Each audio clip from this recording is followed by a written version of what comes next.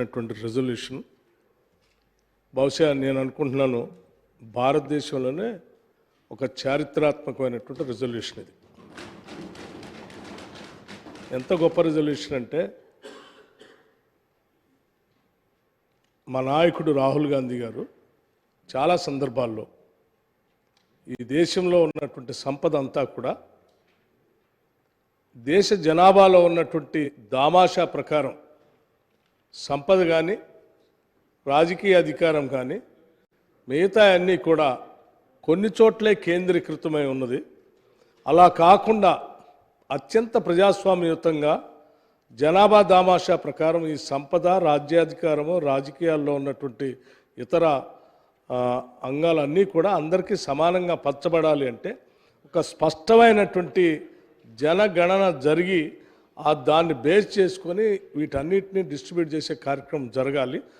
దానికోసం ఈ దేశంలో ఒక కార్యక్రమం తీసుకోవాలని చెప్పి వారు చెప్తూ ఈ రాష్ట్రంలో జరుగుతున్నటువంటి ఆనాటి ఎన్నికల ప్రచార సభల సందర్భంలో కూడా వారు చాలా స్పష్టంగా జడ్చర్లో కానీ షాద్నగర్లో సభలో కానీ లేకపోతే కరీంనగర్ ప్రాంతాల్లో కానీ చాలా స్పష్టంగా చెప్పారు. మేము చెప్పేటువంటి ఈ జనగణన అనేటువంటి కార్యక్రమం దేశవ్యాప్తంగా జరగాలని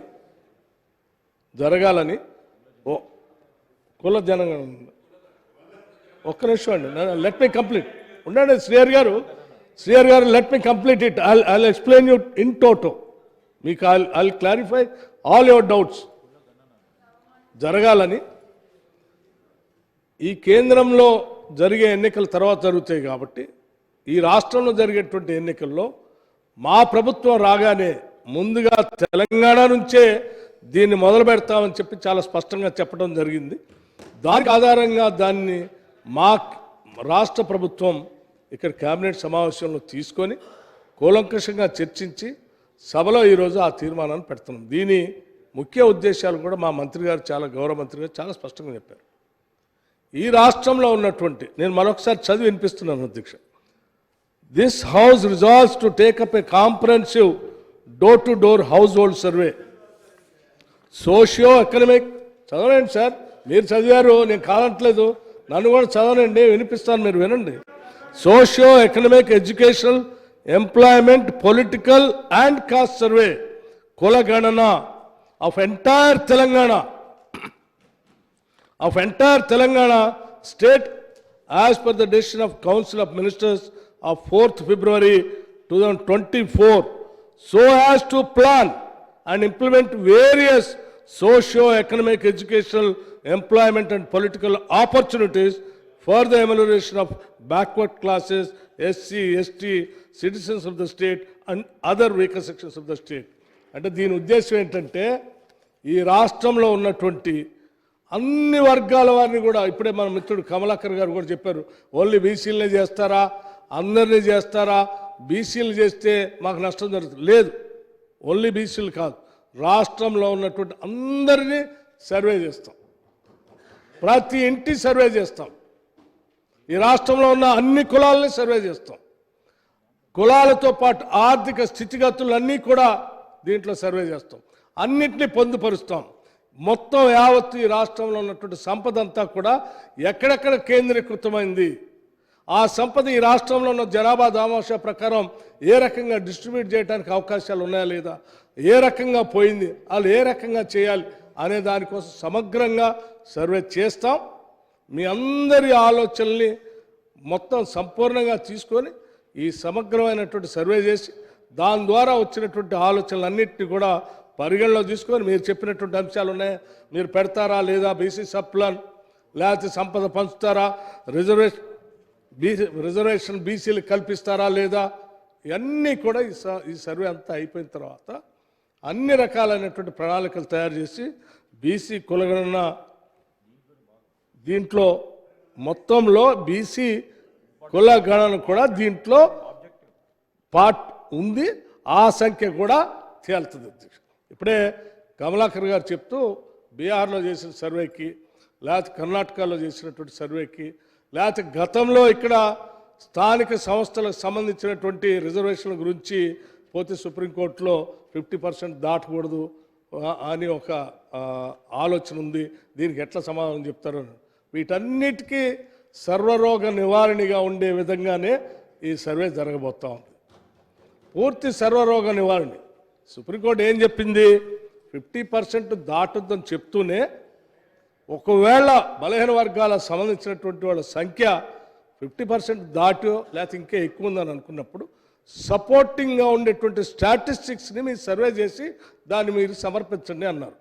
ఆ సమర్పించడానికి కావాల్సిన సర్వే ఇంతవరకు మీరు చేయలే. 10 సంవత్సరాలు అధికారంలో ఉన్నటువంటి మీరు ఇప్పుడు మా కమలాకర్ గారు మాట్లాడుతూ ఇవన్నీ జరగాల్సి ఉండే చేయలేదన్నారు. మేము వద్దన్నామా? వద్దనలేదుగా. 10 సంవత్సరాలు చేయమనే చెప్పాం, కానీ మీరు చేయలేదు. కానీ ఈరోజు మేము చేస్తూ ఉన్నాం. ఈ సర్వే ఈ దేశంలో ఉన్నటువంటి సామాజిక, ఆర్థిక, రాజకీయ మార్పులకి ఒక అద్భుతమైనటువంటి పునాదిగా మారబోతూ ఉంది. అటువంటి గొప్ప తీర్మానాన్ని ఈరోజు మా ప్రభాకర్ గారు ఈ సభలో ప్రవేశపెట్టారు. సాధ్యమైనంతవరకు అటువంటి మార్పు కోరుకునేటువంటి సభ్యులంతా కూడా మీరు సలహాలు, సూచనలు ఇవ్వండి. మాకేం కన్ఫ్యూజన్ లేదు, మేము చాలా స్పష్టంగా ఉన్నాం. కన్ఫ్యూజన్ ఉందల్లా మీకే. మాకు చాలా క్లారిటీ ఉంది. మేమేం చేయాలనుకుంటున్నాం, ఏ రకంగా సామాజికంగా, రాజకీయంగా, ఆర్థికంగా అన్ని వర్గాల ప్రజానీకానికి ఈ రాష్ట్ర సంపదని ఏ రకంగా పంచడం కోసం కావాల్సిన సమాచారం కోసం మేము చేసే కార్యక్రమాలన్నీ చేస్తూ ఉన్నాం. Thank you. కమలాకర్ గారు ఇప్పటికే ½ అన్ అవర్ అయిపోయింది. 8 మెంబర్స్ ఉన్నారు. మీరు కూడా ఆలోచించండి. 8 ఉన్నారు.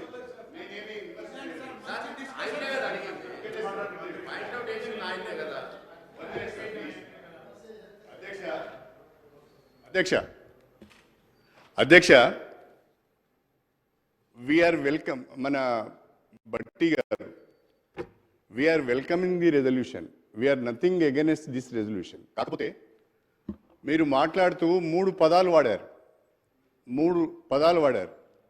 మీరు జనగణన అనే మాట వాడారు, మీరు కులగణన అనే మాట వాడారు, సమగ్ర కుటుంబ సర్వే అనే మాట వాడారు, బీసీ కులగణన అనే మాట మాట్లాడారు. ఇది కన్ఫ్యూజన్కు దారితీస్తుంది. నేనేమంటానంటే ఒకటే మీరు ఈ సమాజంలో ఉన్నటువంటి వాళ్లే కదా, రాష్ట్ర సమాజంలో ఉన్నటువంటి అన్ని కుటుంబాలు, అన్ని కులాలు అన్నీ ఉన్నారు కదా, అందరికి సంబంధించిందే ఈ సర్వే అని చెప్పాం. మీరు కన్ఫ్యూజ్ అవుతున్నారు సార్. మేము చాలా క్లియర్గా, డోంట్ గెట్ కన్ఫ్యూజ్డ్ శ్రీహరి గారు. మీరు చెప్పినటువంటి అన్ని కులాలు, ఇప్పుడు నేను చెప్పిన పదాలు అన్ని సమాజంలో ఉన్నటువంటి వాళ్ళే, అందరి ఇంటింటికి వెళ్తుంది. రాష్ట్ర వ్యాప్తంగా ఈ సర్వే జరుగుతుంది. కమలాకర్ గారు కాదు, మీరు కమలాకర్ గారు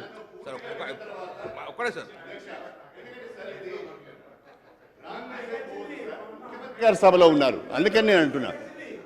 అధ్యక్ష, రాంగ్ మెసేజ్ పోవద్దు. మేము మా పార్టీ పరంగా ఈ తీర్మానాన్ని సమర్థిస్తున్నాము. మేమేం డిఫర్ కావడం లేదు. డిఫర్ అయినప్పుడు మీరు మా మీద దాడి చేయండి. మేము డిఫర్ కావడం లేదు. కాకపోతే కన్ఫ్యూజన్ ఉన్నది. కన్ఫ్యూజన్ ఏందో బట్టి గారి మాటలలోనే 4 పదాలు వాడిండు. దీంట్లో ఒకటే ఒక పదం వాడాలని నేను అంటున్నా. ఆ ఒకే ఒక పదం ఏంటంటే door to door house hold survey చేస్తామని చెప్పండి. మీరు మళ్ళీ దాంట్లో డీటెయిల్స్లోకి వెళ్తే కులగణన అనే ఒకే ఒక్క మాట వాడండి. మీరు మళ్ళీ అందులో జనగణన అని, లేకుంటే బీసీ కులాల గణన అని ఇన్ని రకాల పదాలు దయచేసి వాడకండి. ఒకే ఒక్క వర్డ్ ఏంటి అంటే door to door house hold survey చేస్తాము, కులగణన చేస్తాము, సోషో ఎకనామిక్ సర్వే చేస్తామని రెజల్యూషన్లో మీరు కరెక్ట్గా పెట్టినట్లయితే అది బాగుంటుందని నా ఉద్దేశం. ఎందుకంటే జనగణన చేసే అధికారం మీకు లేదు, మనకు లేదు, మన రాష్ట్రానికి లేదు.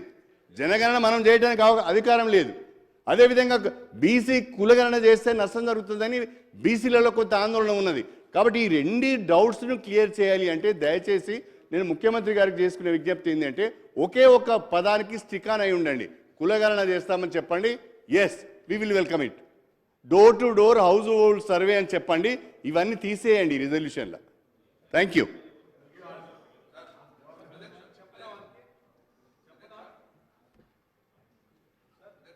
నేను ఇప్పుడు శ్రీహరి గారు కమలాకర్ గారు మీరు చెప్పిందే ఇందులో ఉంది కదండి. మీరు కన్ఫ్యూజ్ ఎందుకు అవుతున్నారు నాకు అర్థం కాదు. అరే చాలా క్లియర్గా ఉంది సార్, రిజల్యూషన్ రాసి చాలా క్లియర్గా ఉంది కదా సార్.